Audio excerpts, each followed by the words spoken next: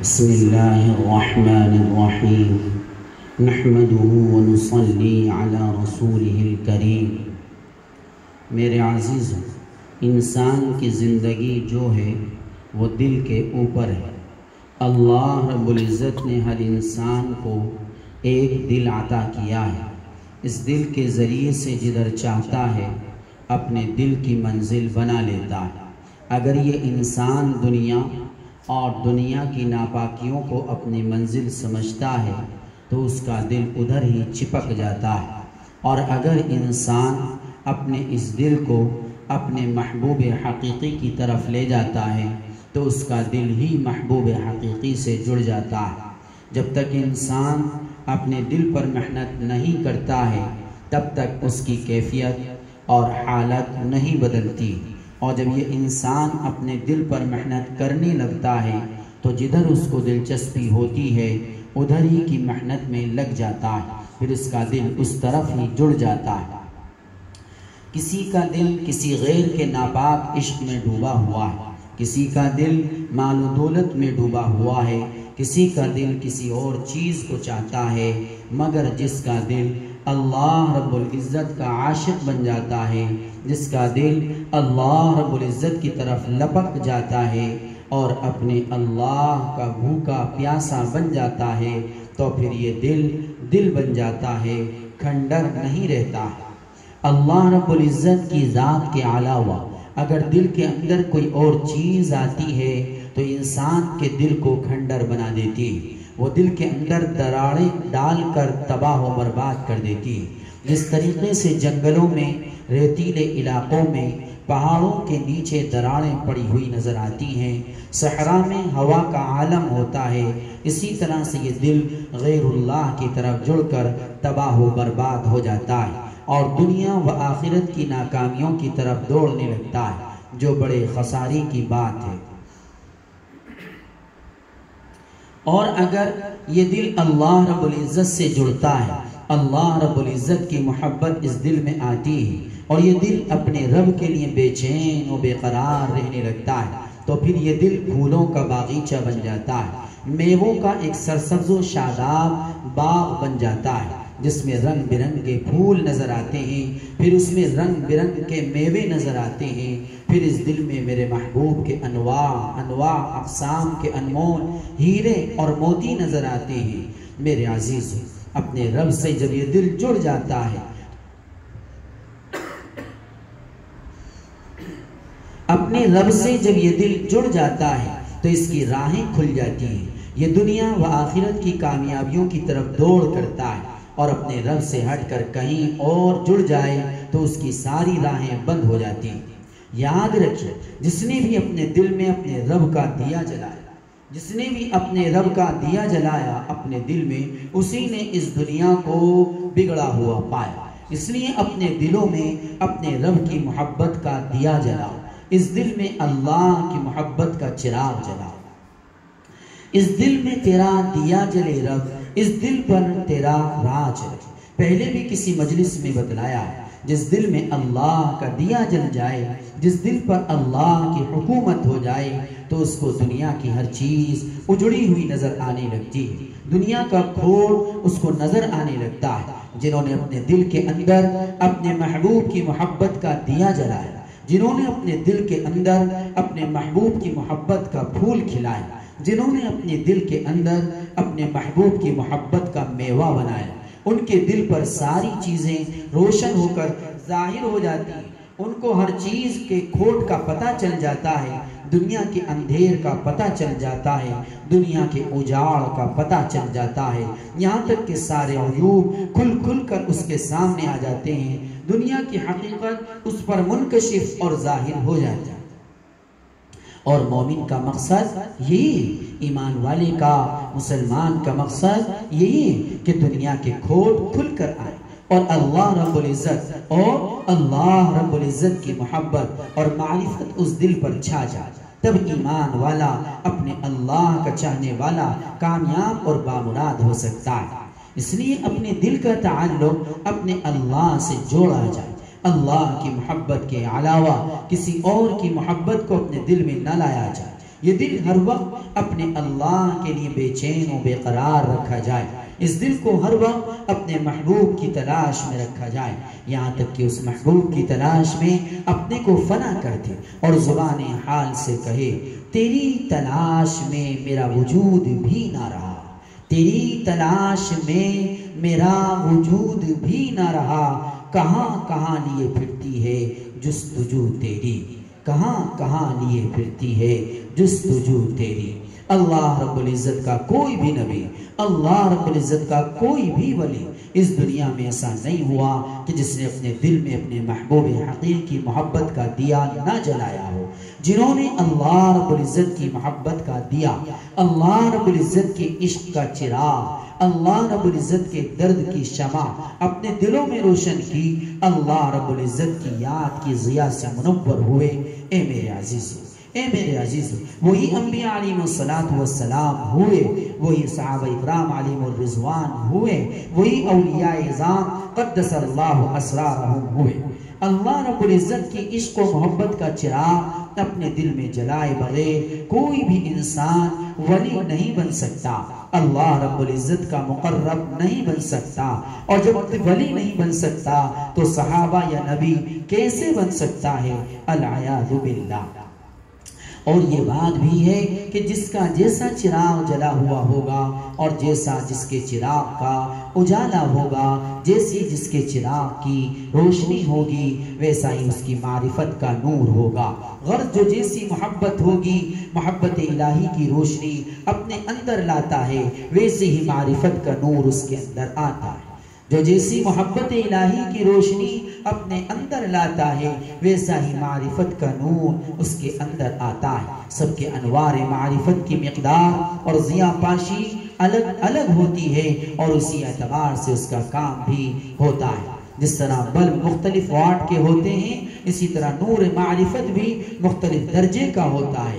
کسی عاشق کا 0 واٹ کا بلب ہوتا ہے، کسی کا 10 واٹ کا ہوتا ہے، کسی کا 20 واٹ کا ہوتا ہے، کسی کا 50 واٹ کا ہوتا ہے، اور کسی کا 100 واٹ کا ہوتا ہے، کسی کا 200 واٹ کا اور کسی کا 500 واٹ کا، اور کسی کی مرکری اور ہیلوجن بھی ہوتی ہے۔ میرے عزیزو، جیسا جس کا تعلق اپنے اللہ سے ہوتا ہے ویسی اس کو معرفت خداوندی حاصل ہوتی ہے۔ جس درجے کا اپنے دل میں اللہ رب العزت کی محبت کا دیا جلایا ہے اسی درجے کی معرفت نصیب ہوتی ہے۔ سب کی معرفت ایک سی نہیں ہوتی، سب کا دل ایک سا ہی اپنے اللہ کا دیوانہ نہیں ہوتا۔ جس کا جتنا بڑا بلب ہوگا اتنی ہی اس کی روشنی ہوگی اور اتنی ہی چیزیں صاف ستھری نظر آئیں گی۔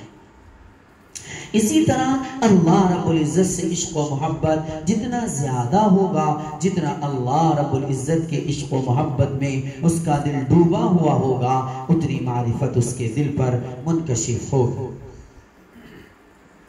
اس لیے اپنے اللہ سے زیادہ مضبوط طریقے پر اپنے دل کو جوڑا جائے، ہمہ وقت اللہ ہی سے اس دل کو جوڑ کر رکھا جائے، اور حق بھی اسی اللہ کا ہے، یہ دل اسی کا ہے، اسی کو سونپ دیا جائے۔ یہ دل اللہ رب العزت کی امانت ہے، یہ دل خالص اللہ ہی کے لیے ہے، اس دل میں کسی اور کا حصہ نہیں ہے۔ جسم کے دیگر حصوں میں اوروں کا حصہ ہے مگر اس دل میں کسی کا حصہ نہیں ہے، یہ خالص مکمل طریقے پر اللہ ہی کے لیے ہے۔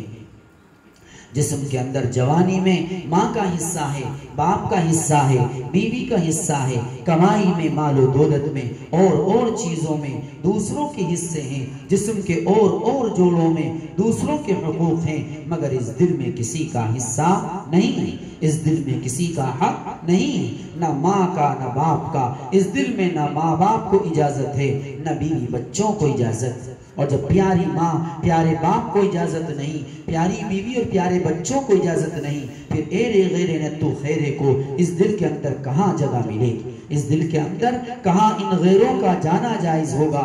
حق تعالیٰ کے سوا کہاں کسی اور کو وہاں دخل جائز ہو سکتا ہے؟ اللہ رب العزت کی ذات کے علاوہ سب ایرے غیرے ہی ہیں، اللہ رب العزت کی ذات کے علاوہ سب ایرے غیرے ہی ہیں۔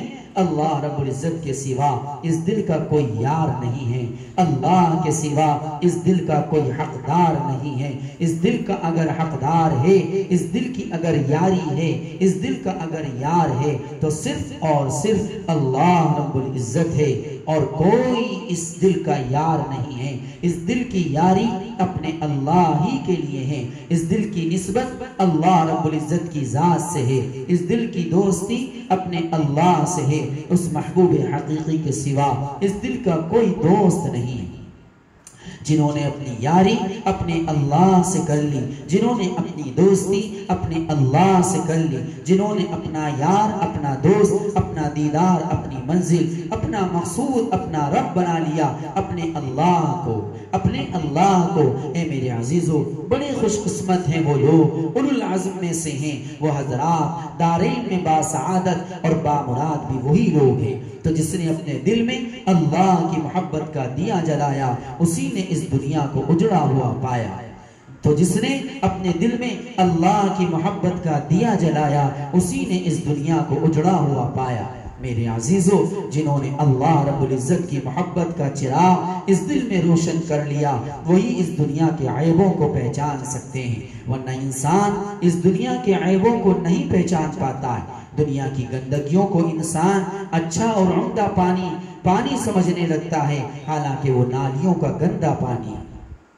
دنیا کی گندگیوں کو انسان اچھا اور عمدہ پانی سمجھنے لگتا ہے، حالانکہ وہ نالیوں کا گندا پانی ہے۔ مٹی کے تیل کی بدبو اور بدبودار چیزوں کو تیزاب کے وہ دودھ اور جوس سمجھتا ہے، چیزوں کو تیزاب کو وہ دودھ اور جوس سمجھتا ہے۔ اگر وہ ان چیزوں کو پی لیتا ہے، نوش کر لیتا ہے، تو جس طریقے سے تیزاب سے دل پھٹ جاتا ہے، جس طریقے سے مٹی کے تیل سے انسان ہلاکت میں پڑ جاتا ہے، اسی طریقے سے ان ناپاک اور گندی چیزوں کو جن کو وہ دودھ اور جوس سمجھے ہوئے ہیں، پی کر وہ انسان تباہ و برباد ہو جاتا ہے۔ وقتی طور سے اگرچہ اس کو نقصان نظر نہیں آتا ہے، مگر اس سے اس کا دل اتنا خراب ہو جاتا ہے کہ بعد میں کیسی بھی معرفت کا نور اس دل کے اندر ڈالو، کیسی بھی عمدہ سے عمدہ پیاری سے پیاری بات اس کو سناؤ، مگر اس پر اثر نہیں کرتی، کیونکہ اس کا دل دوسری چیزوں کا پیاسا ہو چکا ہے۔ اس کے دل میں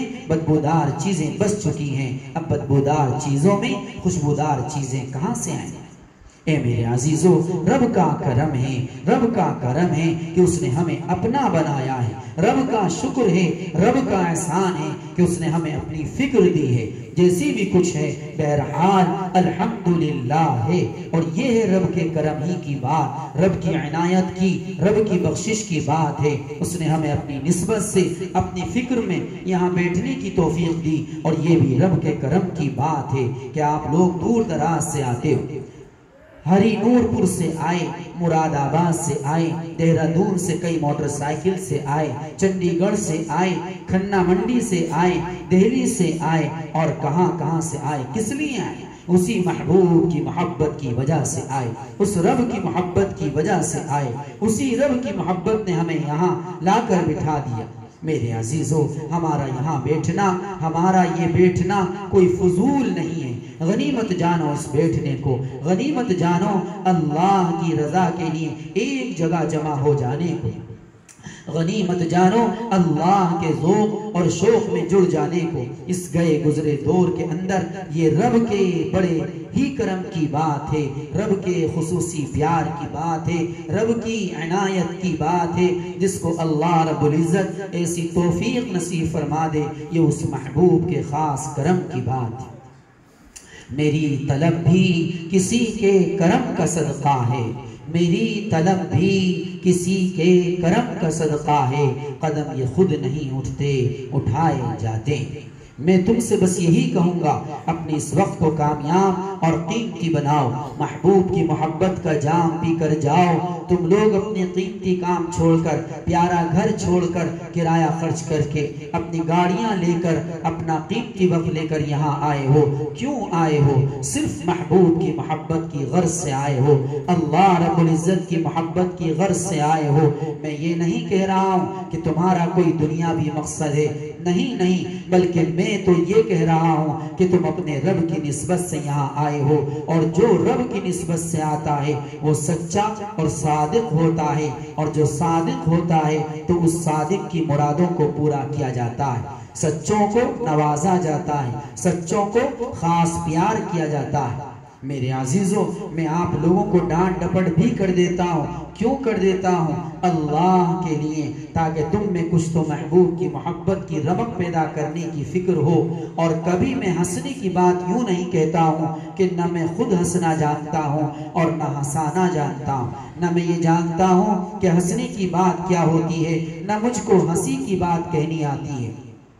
ہنسنا ہنسانا یہ ہمارا کام نہیں ہے، اس کے بالمقابل اللہ کا شکر ہے، احسان ہے، اس کا کرم ہے، اس کی بخشش ہے، اس کی عنایت ہے کہ کبھی کبھی تو اللہ رب العزت ایسی ایسی باتیں کہلوا دیتا ہے کہ کسی کے دل پر تو آرا چل جاتا ہے۔ اور ہماری باتیں ہونی بھی ایسی ہی چاہیے کہ محبوب کی محبت کا آرا لوگوں کے دلوں پر چل جائے، تکلیف دینے کا آرا نہیں، تکلیف دہ بات نہیں، یہ تو حرام ہے۔ ہاں، اللہ کی محبت کا آرا جس بات سے دل پر چل جائے وہ محبوب کی محبت کی بات کہنا مراد، وہ بات جو دل کو چیر کر محبوب حقیقی محبت پیدا کر دے وہ بات کہنا مقصود ہے۔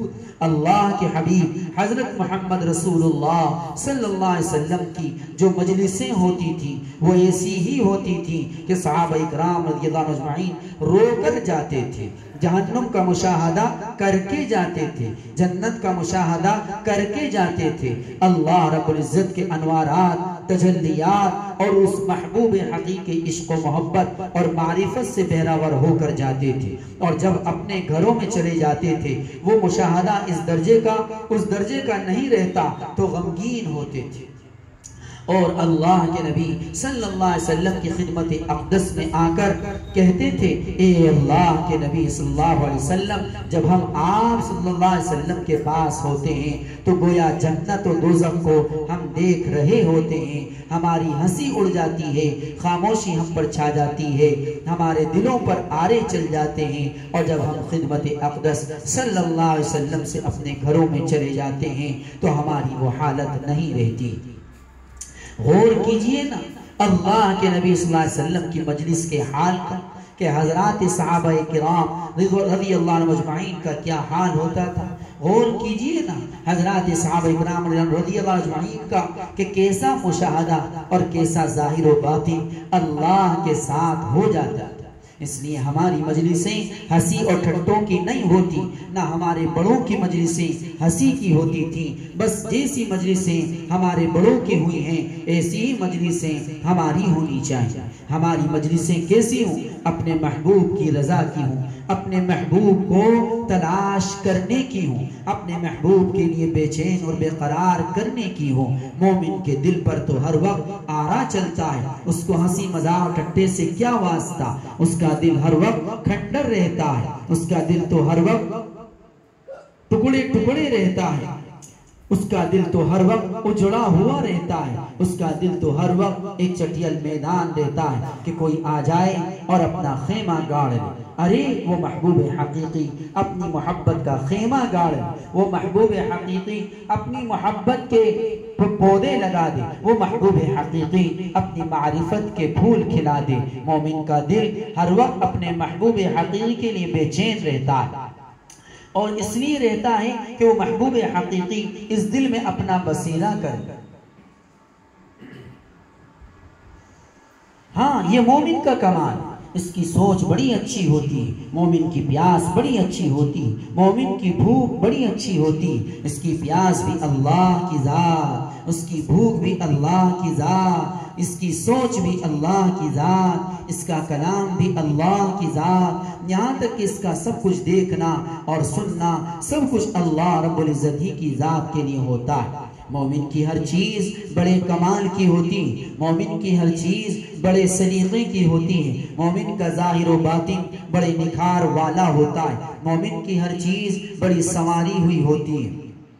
اس لیے میں تم سے کہتا ہوں اپنی ہر چیز کو سنوارو۔ میرا دل یہ کہتا ہے کہ تم میں سے جو کوئی بھی اپنے اللہ کی نسبت سے یہاں آتا ہوگا وہ ضرور بہت کچھ مالا مال ہو کر جاتا ہوگا۔ سچ بتا رہا ہوں، سچ بتلا رہا ہوں، اللہ رب العزت کی نسبت ایسی دولت عظیمہ اور نعمت عظمہ ہے کہ جو بندے کو مالا مال کر دیتی ہے۔ اور میں بار بار کہتا ہوں کہ میرے پاس اگر آؤ تو میرے رب کی نسبت سے آؤ، اور میرے رب کی تلاش کے لیے آؤ، اور میرے رب کے لیے بے چین و بے قرار ہونے کے لیے آؤ، میرے رب کی بھوک اور پیاس حاصل کرنے کے لیے آؤ، پھر انشاءاللہ تم فائدے میں رہو گے۔ مجھے امید ہے کہ آپ لوگ اتنی دور سے لمبے لمبے سفر طے کر کے آتے ہیں تو تمہارے اس سفر میں آنے جانے میں ضرور صداقت ہوگی، سچائی ہوگی، اور جن میں صداقت ہوتی ہے ان پر بخشش ہوتی ہے۔